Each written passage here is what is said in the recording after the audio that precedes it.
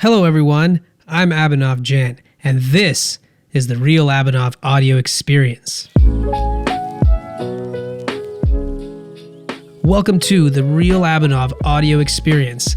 This is your host, Abhinav Jain, and I aspire to make this podcast go beyond the surface. In this podcast, I intend to bring you insights from the topmost performers, no matter what industry they're in. We talk about how they've done things differently to grow their minds and keep their physical and mental health in shape. My mission with this podcast is to help overwhelmed individuals learn ways to reduce their depression, anxiety, and live with peace and love. I just want to take a moment to thank our sponsors, Blossom Media Studio. Thank you so much for creating and distributing my podcast and taking away literally every single thing that's involved with podcasting so I can just spend the time to talk to my guests and create great episodes. We have Joseph Diroma here today, ladies and gentlemen, on the podcast, joining us from Florida. And thank you so much for being here. Very excited to have you. Absolutely, man. We're on each coast, you know?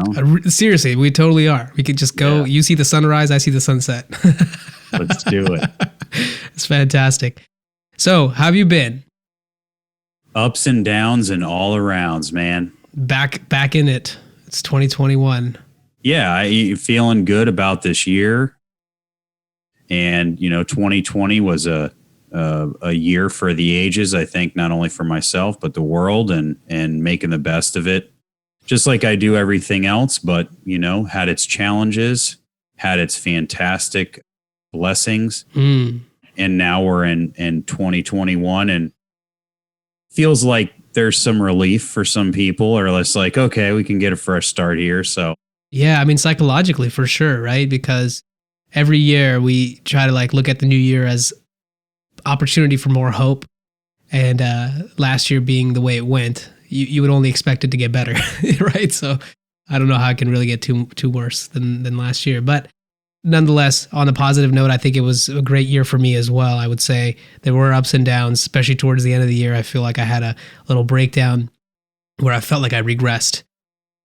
And the only reason I bring that up is to go into the topic of what you do for a living, which is, help other people that are struggling with different parts of their life, whether it's, financially or in business or just finding peace and being, good inside their head and in their body.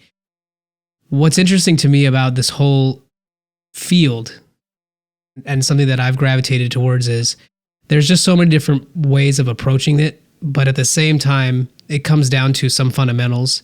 So I'd like to hear from you, what are those for you when you're practicing helping people and in the journey that you've had, the people you've encountered for you, what is that, subset of strategies perhaps or core values? It's a great question, right? And I think one of the biggest things that people need to realize when they get into the world of personal development, coaching, things of that nature is a lot of what I do is not telling people what to do, right? My job is simply to hold a space for you to go inside and unravel everything that you're not, to fully expose what it is that you are, right? And so the analogy that I give a lot of men is that I think we all know the statue of David by Michelangelo, right? Mm-hmm. Just a beautiful work of art, right? Yeah, exactly, right? So when you think about that, well, how did he create that? And how he created that is the same way as how you create the man, how you become who it is that you're always supposed to be. And that is, you take this hard stone and you chip away everything that you're not in order to become who it is that you are. Because we've had so many limiting beliefs, limitations placed upon us from society, our parents, all right? So we have some deep generational and cultural context that you have to unravel, things that you could even be blind to, you don't even know you do, right? So I think for someone like myself that has had a huge transformation of thought and attitude over the last 12 years, starting that journey in 2009, I have come to the realization that it is my purpose to help others, awaken themselves to their own gifts, their own desires, right? So circling back to really gain clarity on what your question is, there's questions that you can ask yourself to get clarity on that, right? What's your definition of success, right? And you sit at a table, you sit at the edge of your bed with a notebook or whatever, right? You just sit with yourself. You turn your damn phone off. You turn the TV off, and you just sit there by yourself. So hard for so many people. Yeah, right? What's your definition of success? Like I said, not your parents, not society's, not your third grade guidance counselor, not even your wife's. What is your definition of success for your life? What would make you have a successful life, right? That's number one. Number two, what is your purpose? What are your passions? Number three, right? Then you start getting into the deeper stuff. What are your top 5 values, right? Mine are through and through, right? Love, faith, integrity, money, legacy. I know it through and through. Now it's time for me to match and align my behavior with those values in order to me then go after the vision, right? What is the vision you have for your life, right? So then, hey, what's your life mission statement, right? Like, I know my purpose is to grow and develop in the likeness of my creator and be of service to my fellow man. I have defined that for me. I know that's what it is I'm supposed to be here for. And whenever I fulfill that purpose, then I'm granted peace, serenity, fulfillment, and I tap into that unending source of energy that we all have available to us to then go and do what it is that I should in my life. Or not, I shouldn't say should, but what I ought to do, right? Or what I want to do. So then, and then the last thing in that light, just to round things out, because I think it's very important, as you said, you led in by saying this isn't just one domain of life. This isn't one dimensional. And that's what really is a great distinction with our program, is the belief that life isn't one dimensional. So why is your development, right? Yeah. We have people take a full life diagnosis. There's about 11 or 12 things within your life, and you score yourself 1 to 10 on level of satisfaction. And you have to get honest with yourself, and you have to accept that. And things don't get better if you just look away from it or sweep it under the rug. Things get better when you shed light on it, you give it attention, and the old corporate saying, what gets measured gets managed. So if you're ranked a 5 in fun and recreation, you might want to figure out some ways to start being a little bit more playful. If your money's a 3, you might want to start learning from some millionaires how they manage their finances and elevate your money consciousness, right? So though it's all questions to go inside to determine where you're at and where you want to go. Yeah, and I think another word for that is introspection, or self-reflection, because to me that was one of the most powerful tools I learned almost, I want to say, about 5 years back, when I started to discover the power of questioning the thoughts that you have all the time, right? Like, where did they come from? Are they really originally mine? This is stuff that I don't think everybody gets to right away, but this is really the only path out. If you're stuck, another way I describe it to people that reach out to me, especially younger men, I get this question a lot, like, I'm having struggle finding my purpose in life. And to me, the question I ask back is, what makes you think you have one purpose in life? Why do you want to narrow it down to one thing that you're supposed to be doing forever, right? Like, how do you know it's that simple, right? It's a lot deeper than that. So I've always positioned myself as someone who would ask a question to make you think a little bit more than what you have thought through so far, or at least make you see a different angle of it, right? So a lot of things you mentioned about what is important to you, I look at that, I ask it a different way. I ask people, well, what is essential to you? What do you consider to be, super essential in your life? And are you doing those things? If you are, then why are you so busy beating yourself up? Because a lot of times we create these scenarios, I know I did that.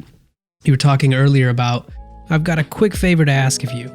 If you've been enjoying this podcast, I'd really appreciate if you could take 1 minute of your time and leave us a review on Apple Podcasts. It goes a long way, and I'd really appreciate it. If you've already done that, thank you again. Please share this episode with someone you know, a friend or family member. Download the episode or share the link, whatever works for you.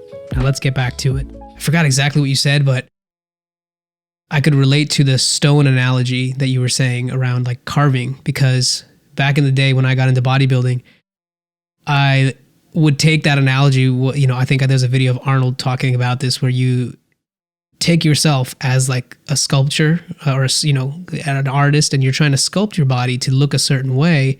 And it doesn't look that way when you start, but you are consciously like envisioning, here's how I want, you know, the curves of my shoulders to look. Here's how I want my like, you know, back to look and my arms to be shaped and, you know, my waist and legs and all.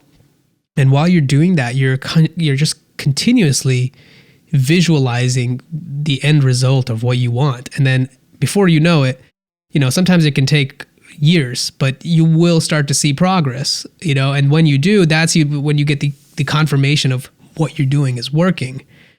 However, I feel like we live in such an impatient world now where we want to know if what we're doing is working, and we're so quick to switch strategy because we don't, you know, let it play out long enough.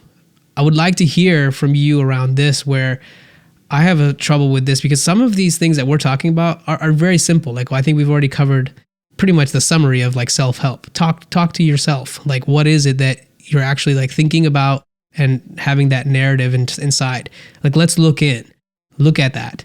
And that's where all your answers are going to come from. It's not really going to come from someone just telling you something, because it may not hit you the same way unless you come to that conclusion yourself. So a lot of people that I meet will, if I give them an answer about like, oh, you should try this or do that. Oh, I tried meditation. It didn't really work for me. I had a coach once, and, you know, he told me these things, and I still kind of feel the same. You know, what do you tell people that don't necessarily stick to it? And how would you want to navigate them back to get on the right path, you know, especially younger males? I think we've seen that as the highest demographic that struggles with it because everything's moving so fast. Tough love, man. Tell them how it is. I mean, so here's the thing, right? The central role of a leader is to create breaks in the current reality of those that they serve. Right. And and that doesn't happen from comfort or familiarity. It happens by hitting somebody with something that it disrupts them. Right. And then within that break, right, you may say a breakdown, then you have a breakthrough. Right. Then within that little crack in their current reality, then they're opened up to maybe some new possibilities for what the vision of their life may be, right? And that's the central role of a leader, not just in the professional domain, but also in life in general, right? So again, the reality is like, okay, I'm a man that likes to make things real simple.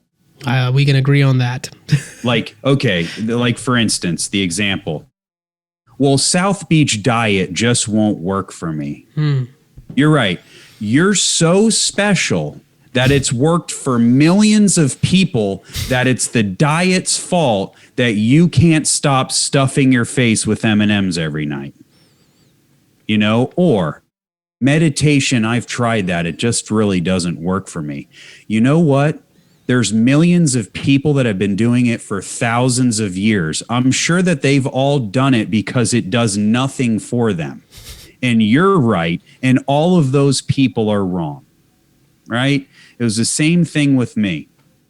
I had everyone in my life telling me, Joe, you probably shouldn't drink. And I'm like, yeah, no, but I'm like, and they're like, no, but you really shouldn't. See what happens every time you do? And people, including myself, we take this victim mentality like we're the only person on the planet that can't do something, or something happened to us, and we get trapped in this self-centered fear that like we're alone and no one understands. Yes. And it's just all garbage, man. Because the reality is guess what? Like, there's a word for it in the dictionary. which means that somewhere, sometime in the history of the planet, it's happened to somebody, right? So like that gives you two clear indications. One, yeah, you're special because you're the only one of you ever to live on the planet, but you're not that special because you're not the first person that this has ever happened to or that you're ever experiencing it. And two, the really important thing, you're not alone. Yeah, I think that is very, very important, and we can stay on that for a moment, because in my past experience, when I have been at the lowest state, I would say, let's say so far in my life, it was when I felt super secluded and alone and isolated and somewhat trapped in my circumstance. And I all I kept wondering was, how did I put myself in this position? I thought this is what I wanted, but I really didn't know how deeply I wanted the things that I was receiving, because some of it was unconscious, some of it was just kind of like, okay, this is happening, let's go with it, right? But then it really took, I guess, a point of reflection back, seeing like, if I'm really unhappy with the things that I've been given, it's not to demonize them, but to look at those as like, okay, I'm aware of it now, so I could do something about it now, or I can go back and keep like, moaning about the shit that didn't work out the way I wanted it to. And a lot of times I think what we want to happen, we will get it, and then we'll immediately realize that, oh, this isn't exactly what like I thought would happen. This has happened to me several times. One of the big times was at an earlier age when I was doing bodybuilding, right? And I lost many times. I'm not a huge person or anything, but I did put on a lot of size for what my body type is and all. And I kept getting second place or third place. And then finally I really wanted to win, and I did. And then tonight that I won, I was just like, I did not think that's how it would feel. All I could feel at that time was, I have so much more to go. Like, I have so much to keep improving on. Like, it's like every time you get to the top, you realize there's a higher mountain to climb, right? But that happens, I think, to more and more of us because we get things quicker these days, and we forget to appreciate the process that we're in to get somewhere, right? And that was my sort of lesson from that whole experience. And I've transformed that even to, like, let's say this decade. When 2020 started, I wasn't like thinking about the pandemic or anything, but my intention for the whole decade was, I'm going to be in the trenches this decade. I don't give a shit what other people got going on. I don't care what someone's accomplishing. And if they want, whatever is going on with other people is not going to ever take precedence in this decade above what I have going on. Because I started to realize after I left a very disciplined life and went to start working and like being in like the corporate world and just trying to like, do my best, I realized that I was in a very hyper competitive chamber full of people that are pretending to be a lot more than they actually are. And you just can't help but get influenced by that if that's your reality, every single day of the week. And once I started to step outside of it a little bit and see that, hey, now I'm noticing significant changes. Like, my health is actually getting bad. At one point when it wasn't, right? I was an athlete, so I was in like the tip top shape, but now my health is getting bad, and it's affecting not just my physical body, but my mental health. And I'm super dissatisfied. Like, I'm not one to be known to wake up in the morning and not feel like good, right? Like I was never that person. I would get excited about the morning. And I started to see these shifts. And long story short, I suppose, it's already kind of long. I was starting to really figure out, like, what is it? Like, this is something that I couldn't see other people going through because other people weren't talking about it. When I knew most people are also suffering with things like this, I just never could tell that anybody had a problem outside of me because no one would really discuss it openly. Everybody would only talk about somebody else's life, a game, or whatever the hell's going on in the world, but not so much about like what they're struggling with. And that really bothered me a lot because when I was in a low spot, it was very hard for me to relate to people. I would just be like, I can't relate to like what you have going on, and I don't know why. And so to me, to see this rise of, people like yourself and programs like, that you have offered, I feel that those are so essential these days because we don't still have a mainstream path to talk about mental health, to talk about the things that we all go through, but we don't like want to talk about. Care to like elaborate anything on that rant of mine? Yeah, absolutely. I mean, you dropped so many gems in there, and the thing that surfaced for me when you were sharing was, I think a lot of people forget, man, the finish line of life is death. Yes. You know what I'm saying? Like, where are you trying to go, man? Like, well, it's just, but then that puts, because in Western society, we wrestle so much with morality. You know, we wrestle so much with death and our unacceptance of it. Like it's not going to happen or something, you know? And Not it's me. like, it's very different in the East. It's just, you know, it's openly talked about. Yep. And I think just to reiterate your point, man, like, you know, I'll tell you a story. So my wife and I, we just recently went to her grandmother's funeral. And it's this beautiful new cemetery. It's a kind of war memorial type and owned by the government, and it's for veterans. And you just see thousands of tombstones, all perfectly aligned in rows, all the same. And we were walking past them, and this thought just came to me.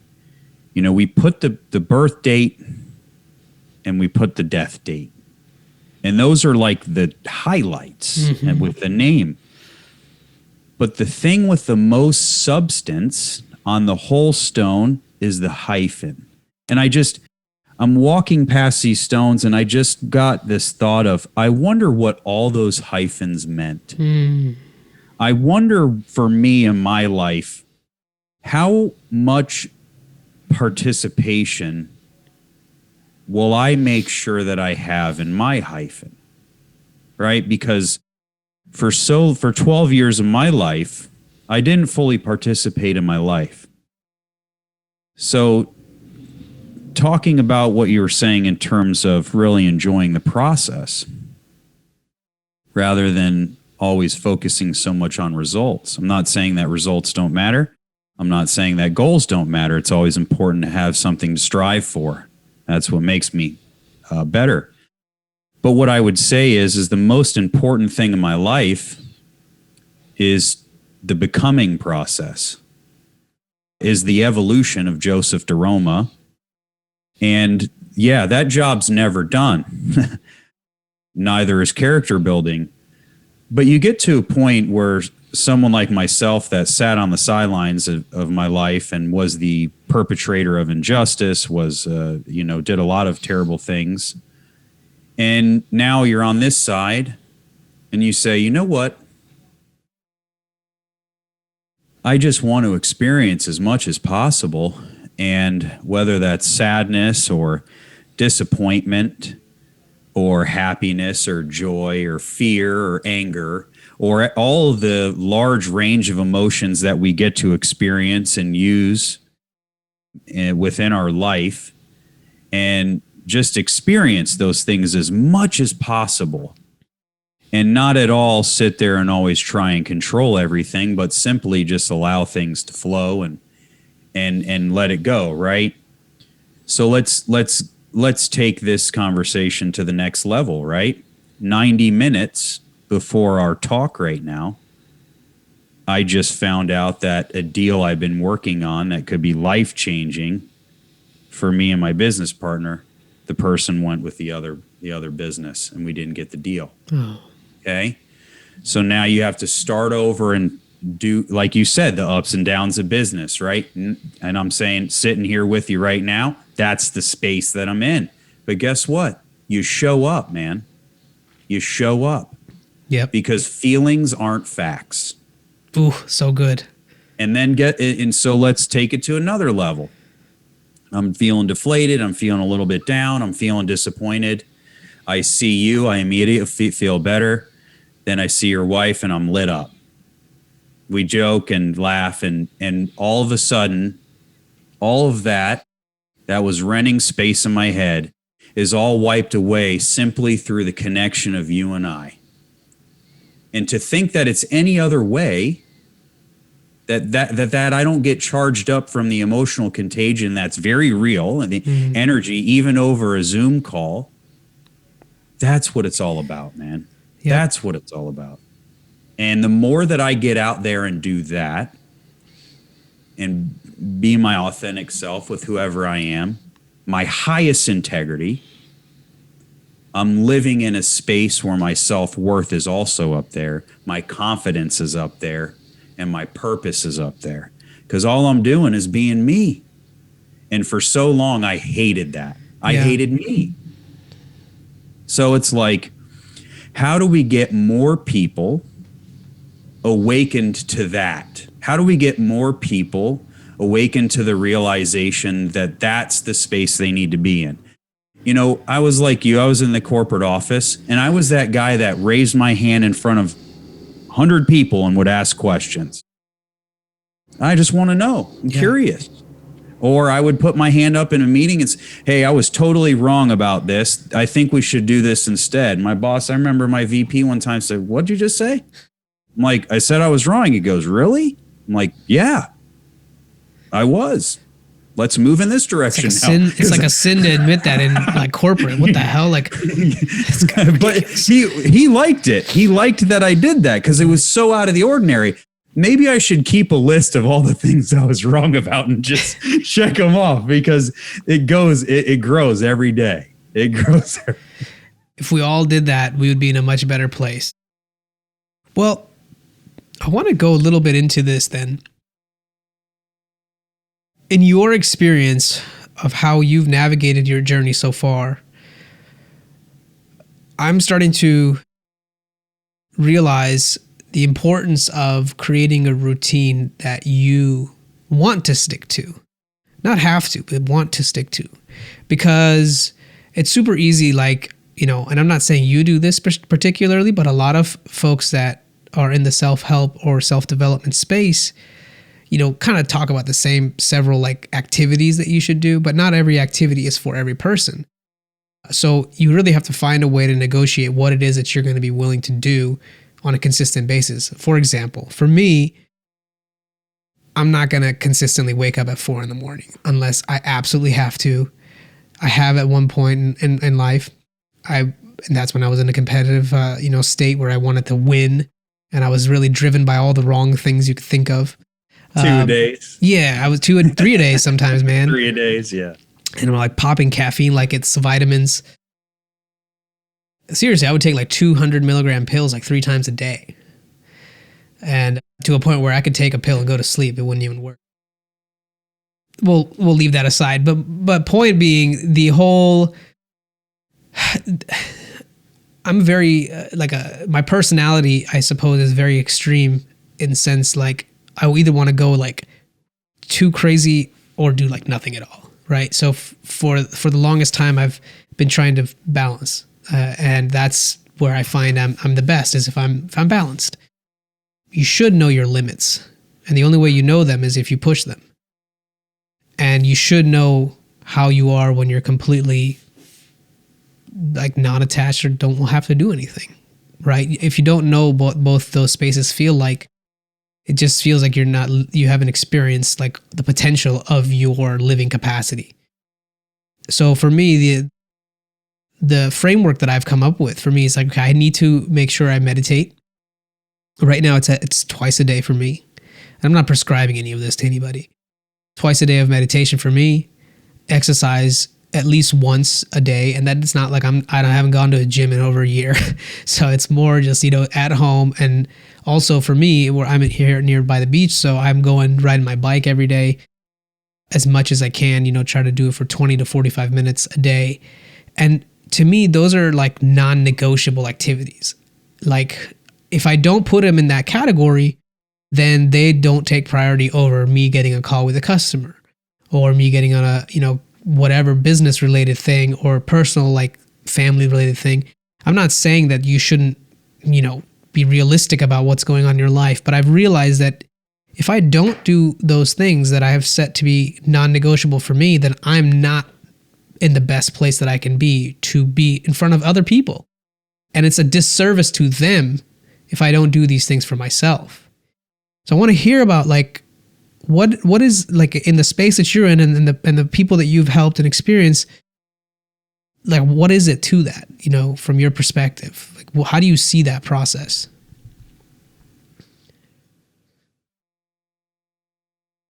It's very important for people to understand that your habits determine your future. Right. I know a lot of people are talking about the book Atomic Habits, and it's a very important book. But there's things that I strive for every day. It's very simple. And I call it the Camp V method. It's something that I came up with myself. Number one is contemplation. Every single day upon retiring, this is something that I learned from Benjamin Franklin when I practiced his 13 virtues practice for 6 months. Every day when I retire, I reflect on my day and I analyze times where I didn't show up in accordance with the character of man that I want to be and that I want to become. Okay. Do I owe amends to anybody? Do I need to clean that up? Right. Did I overextend myself? How could I do better next time? Also, on the other side, where did I show up? Give myself a pat on the back and say, hey, man, good freaking job, bro, for showing up in the man that you wish to become today in that tough situation. Right? So that's number one, contemplation. Number two is affirmations. In the mirror, very quickly, 30 seconds to a minute. I always start with, I am love, I am light, I am water. Always start with that every day. Look at myself in my eyes and repeat that almost like a mantra. And then I throw in other ones that just come up, right? Just affirming to myself who it is that I am and downloading files to my hard drive that are useful so that when it goes to, the pop-ups start happening, the window pop-ups, then they start coming in, That's so again, a good analogy. Affirmations, right? Then number three is same as you, meditation. I strive for 20 minutes. A lot of times I get 10. I don't want to do anything less than 10 minutes a day, but 20 is the goal. Okay. And again, if you're new to that, grab the Calm app. That's great. Tons of my clients have said, you should always recommend this to all your clients because they haven't doing it for like 10 and 11 years like you. So, so a lot of times it's hard, for me to, I remember when I first started, I was happy to have nothing in my brain for 5 seconds, All right, great. My brain's not telling me what a big piece of shit I am for 5 seconds. This is fantastic, right? Let's learn how to, I do 30 seconds, right? 10 seconds. Now it's, I can go again. I have that muscle memory, right? So the other thing I'll say about meditation is, you wouldn't go 3 days without eating or drinking water, right? Because you have to nourish your body. Meditation is the same thing for your soul and your mind. You need to provide it nourishment, right? Yep. So that's third, meditation. Then the fourth one, same as you, perspiration. I need to get a good sweat, man. I need to get those good endorphins going and get those good chemicals flowing from my brain into my body so that I can feel alive and I can handle situations that maybe if I didn't do that would throw me aloof and I just need to get that good sweat and that good feeling going. And it just makes me feel better, and any time that a man can feel better, he can a lot of times think better, and you can create that coherency between your mind and heart intelligence. And it proves to your mind that you're running the show. So that's the fourth one, perspiration. Last one before the bonus. I got to give you the bonus. There you go. The last one in there is visualization. So my goals are next to my bed. My wife and I do yearly goals on January 1st together. We do our individual goals or family goals. And every morning when I get up, I turn and I look at it. After I breathe in gratitude, I look at it and I begin to visualize myself, what it would feel like to achieve those in my body and in that space where it is. And because the mind can't differentiate the difference between it happening in your mind or in the physical plane. So understanding and doing that, you're tapping into something called the reticular activating system, which is a spot down between your cerebellum and your cerebrum that controls wakefulness, right? Controls consciousness. And one of the ways that you can know that this is a very real thing is like last time you bought a car, right? And it was like, for me, it was a truck one time. I'd never had a truck.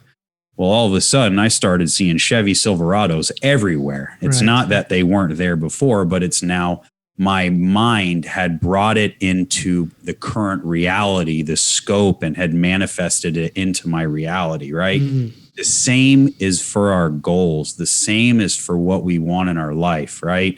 Now, there's a lot of action and, like I said, daily habits that you need to put in place. Right.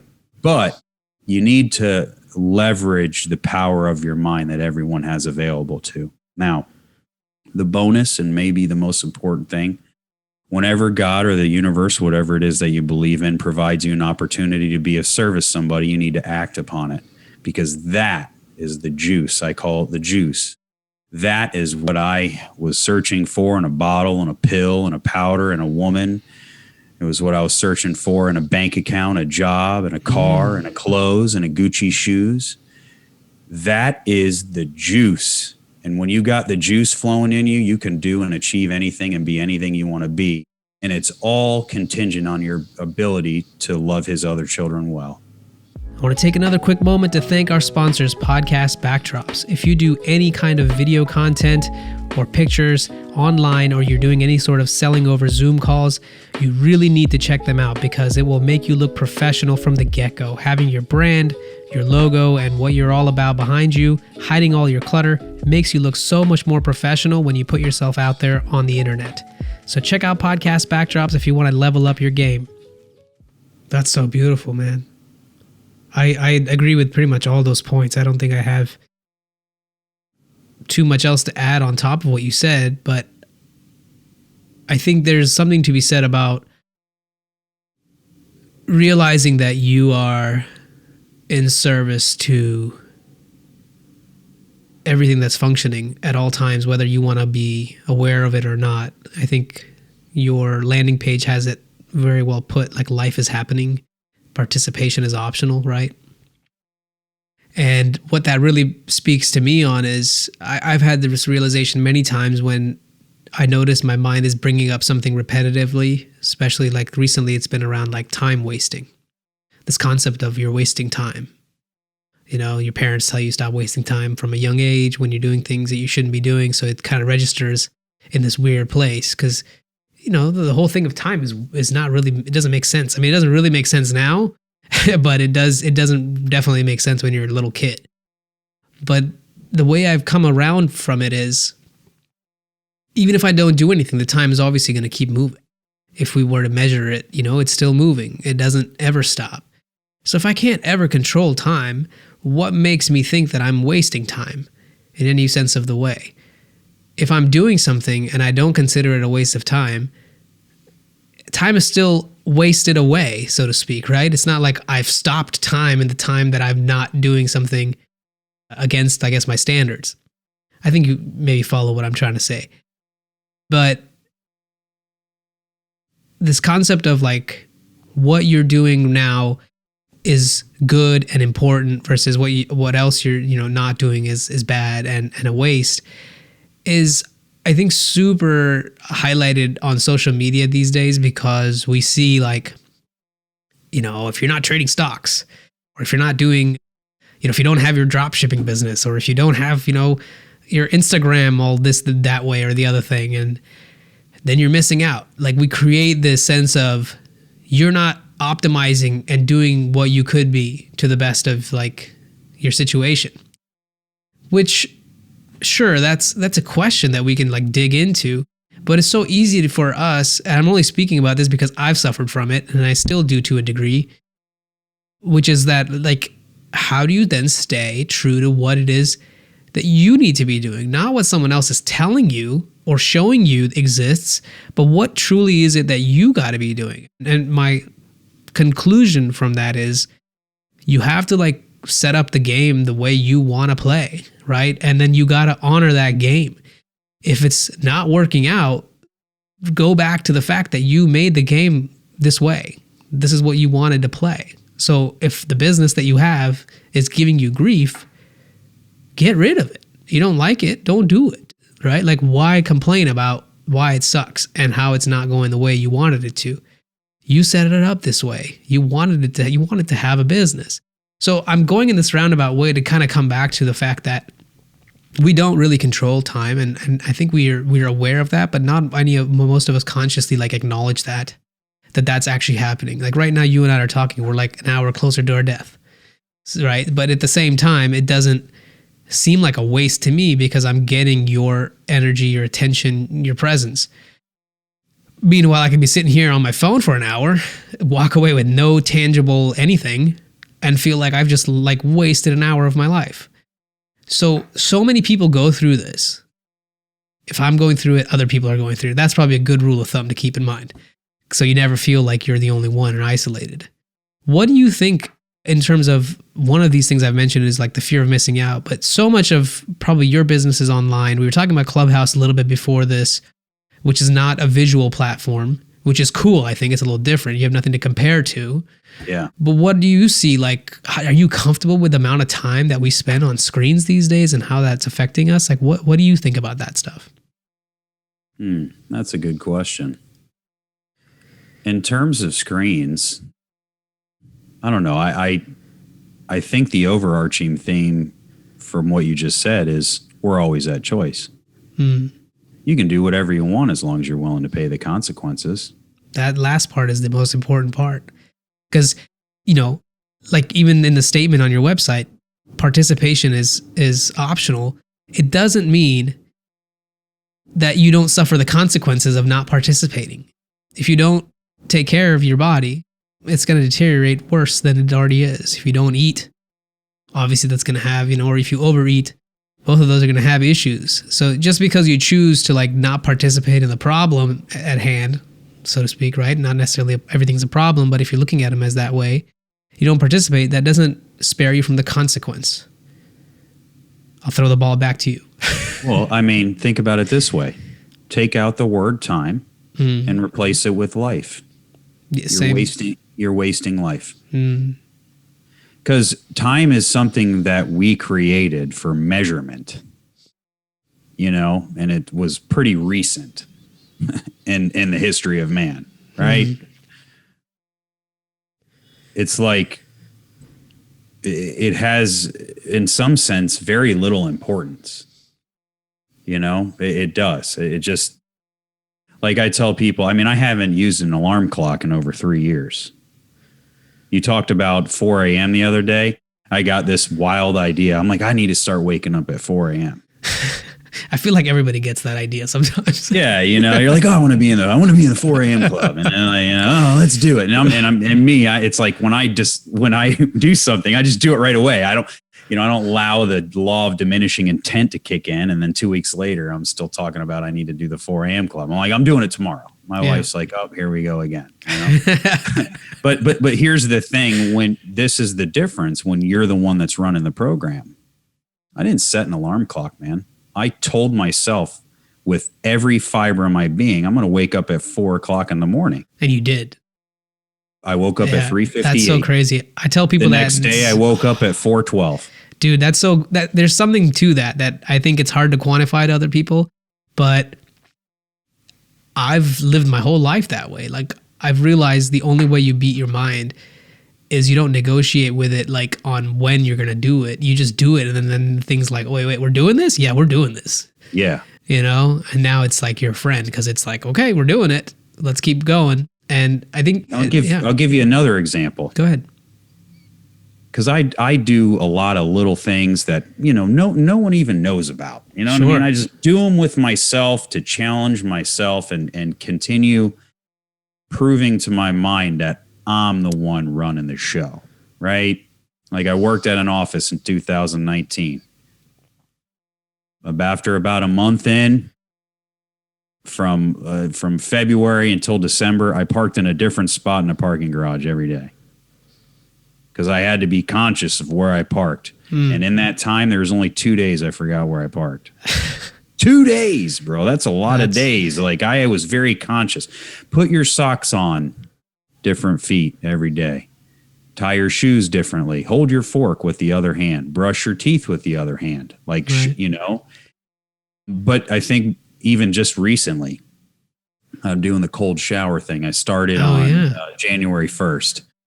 And when I got into, and this just shows you the power of the body as well, right? And how we can be the ones that grow into where we want to be. So when I first started, it was like 30 seconds. I'm hyperventilating and shaking in a 62-degree shower, right? Like, because that's the coldest our shower gets. And then, after 3 weeks, on day 21, I get in the shower and my body is like yearning to get under the shower. It wants it because it knows it feels good. It wants the benefits. It feels invigorated. The nervous and endocrine system are feeling it and they want it. Now I just get in there and I can take a shower, wash my body, wash my hair, 2-3 minutes like it's nothing. And it's still 62-degree waters. And I have no problem with my breathing. I just focus on my breath and no hyperventilating, no shaking, nothing, right? Oof. The water temperature hasn't changed. So what changed? Me. The one thing in the world that I have control over is me. So talking about your point before in terms of choice, one of the biggest things that people have to realize that I know I had to realize as well, until I took full responsibility for my life and my actions, nothing could ever change. Nothing could ever get better. Right. Like I have to own my shit, man. Yeah. I have to own it. And until you get like you said, and one of my favorite sayings, my dad always taught this to me, he always said, ain't no free lunch. But then he would also say, the world doesn't owe you shit, boy. You owe the world. And I never knew what he meant. And I hated when he said that to me. I'm like, you don't understand. Right.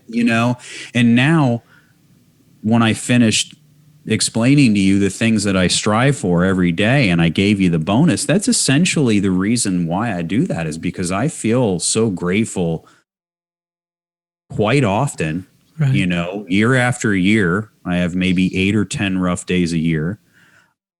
And I've had that pattern for about 10 years now, that like, I'm here to like give back, man.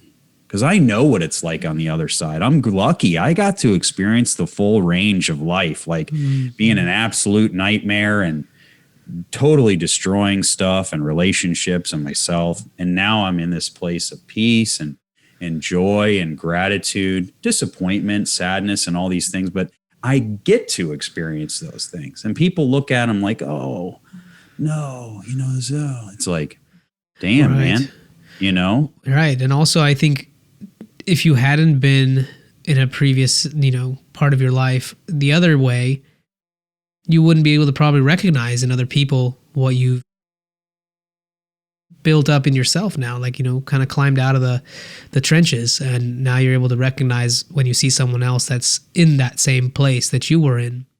And I think there's some power to that for sure. Empathy, right. Man, empathy. And I think the other thing too, circling back to what you said before, I'm so impatient, man. I'm shot out of a cannon every day when I wake up. Like, I partied as hard as I live now. You know what I mean? I didn't so most people that were in my life before, they're like, yeah, you're one of those ones that just doesn't need to party. Like, you're already a party without the party. You know what I mean? You're right. So it's like, get on board, man, but it's like, I need to be I love my friend Ron, the founder of Successful Man. He told me this, and I just love it. He's just a brilliant man, and we have a great friendship. But he said, Joe, you have to be massively impatient with action and overly patient with results.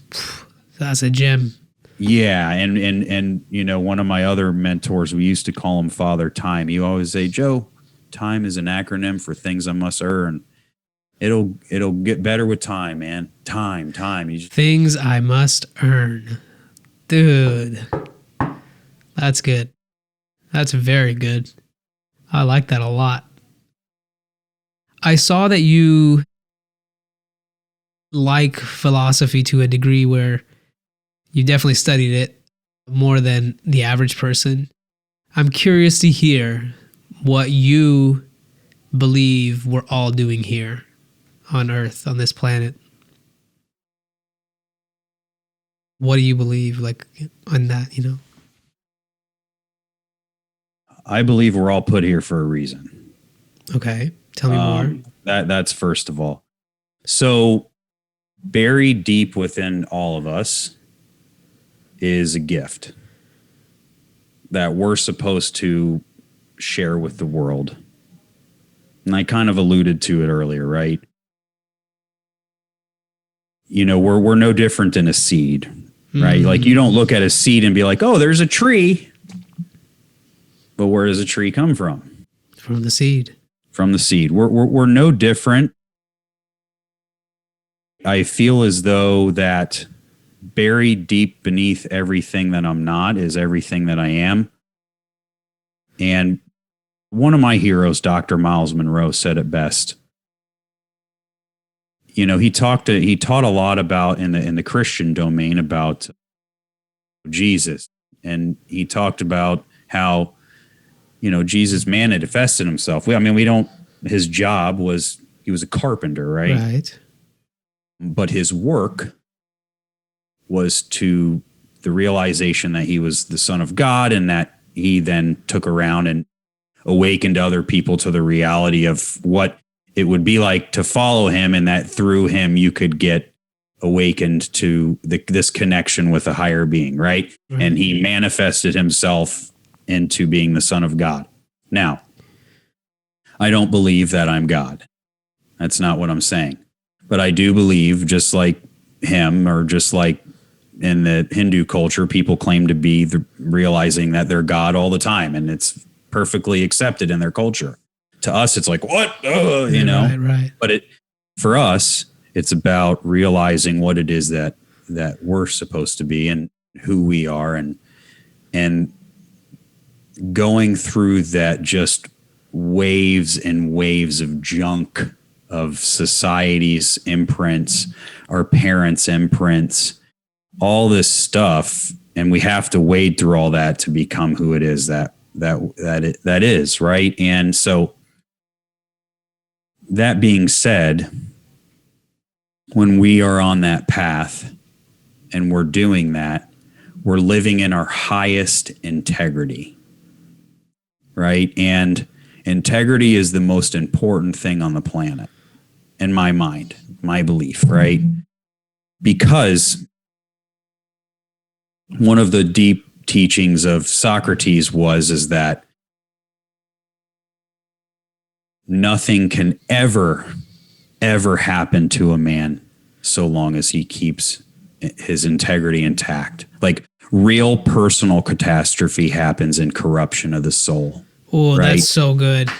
We should just hold on that one. But that's so true, man, because like all of your problems come from within. Like, okay, some shit happened. How you're reacting to it is going to dictate what that experience is going to be like at the end of the day. How you showed up to tackle that is going to be what ends up becoming, you know, the next reality. So. And that starts with acceptance. Yes. Right? Like, because that's the biggest mindset shift, is that the disturbance that we have internally is simply as a result of us not accepting reality. For sure. It doesn't matter what it's like, oh, I'm going to, I get disturbed because I want to change everything out here when Right. in reality, all I need to do is accept what reality actually is. Acceptance and approval are different things. And to be clear, we're not talking about what happened as good or bad. We're just talking about what happened, without real judgment about what it is. Like, is it the bad thing or a good thing, right? So I just want to make sure that piece is also in there. Well, let's look at that for a second, right? And I'll give you a clear example. Of all the times I got arrested, Which, how many times is that? a lot. Wow. But so let's say, so for instance, you look at two sides, right? And I thought that was the worst thing in the planet when it was happening to me. And you know what my mom believed? Her son was safe, and it was the best thing that could have happened to me because someone was rescuing me from myself. Yeah. Wow. Right? And it's the same thing, but it's all about the assessments that we place on what the reality is in the story that we tell ourselves, Right. not what it actually is. So what am I doing today, right, to live in acceptance? Because practicing a daily habit of acceptance may not alter the circumstances of your life, but it will transform the way you experience life altogether. Absolutely. That's the reality. Joe, you're a powerful man. You definitely speak from a place of being centered. I can feel it. And I think people that hear this will feel it too. I probably could talk to you for like 3 days straight. Yeah. I could listen to you for a couple of days too, man. I really don't. Yeah, I see like we're in a way saying and experiencing the same existence and finding ways of showing other people the beauty underneath what you can't really speak about, I suppose. Because when you've discovered like what the source of all your problems is, it's your person, belief, identity, and all that. It's just, it can be a real struggle because your mind, like our mind, it almost doesn't work for it to like be like, hey, I'm not this person, I'm not this body, I'm not this mind, I'm not this ideas and beliefs that keep streaming through. It's like the computer getting pissed that you've taken out all of its like data. You know what I mean? Like, it's like, I can't do anything without this. Which is true, because for us, like for you and I to go into a meeting, let's say, we have to play a certain role.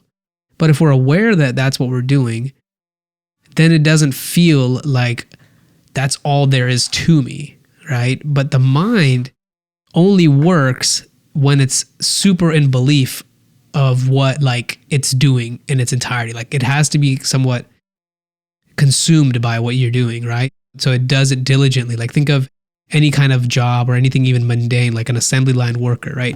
They're not thinking about what they're doing at some point. They're just like, this is what I do. I'm getting it done. And then you move on. And a lot of times we do that with our screens and all. And that's why I think this is like rounding out this discussion that we had, because amongst all the time that we spend on screens, taking in data, and to something that you said, which I very much agree with, you have to discard everything that's not you to find out what is that is you. To do that on a daily basis is so essential that if you don't do it, it's no different than having a bad diet or bad hygiene, because there's just no other way. Like how are you going to cleanse yourself? How are you going to clean yourself if you don't like do the act, right, of brushing your teeth or taking your shower? It's the same thing. You got to sit there and reflect. You got to like call upon the universe for what it is that you want it to bring you and what it is that you are willing to do for it, which is a symbiotic relationship. You and life are not two separate things. You are life. But the conceptualization of life being something other than you is the start of the problem. Right? And wow, I mean, I don't even know where to take it. Well, you know what I would just add, and I know we're getting ready to close things out, but what you said is very important because in all the things that you do, everything, the most important person in your world knows and is watching you.